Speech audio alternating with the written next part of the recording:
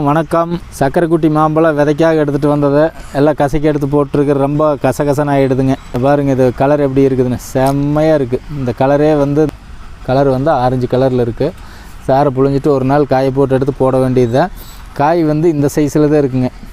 பழத்தை உருட்டிட்டு இப்படி ஓட்டை போட்டு அப்படியே உறிஞ்சிட வேண்டியதாக. செம்மையாக இருக்குதுங்க. சூப்பர் டேஸ்ட்டாக இருக்குது. இந்த விதை செடிகளும் நம்மக்கிட்ட கிடைக்குங்க.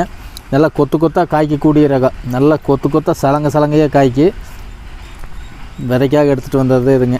எல்லாம் பிரிக்கி போட்டிருக்கிறேன். ஷார்ட்ஸ் போட்டு உங்களுக்கெல்லாம் காட்டிடலாம்.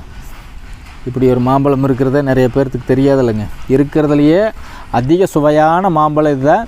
இந்த மாசா ஸ்லைஸ் ஜூஸ் இருக்குது இல்லைங்க, அந்த டேஸ்ட் வருது. ஆனால் காய் இதே இத்தினூண்டு. இதெல்லாம் பெரிய மாம்பழம் வந்ததுனால இந்த சிறுசுக்கெல்லாம் அப்படியே காணாமல் போயிடுதுங்க. சரிங்க, நானும் பிரிக்கி போடுறேன். தேங்க்யூ.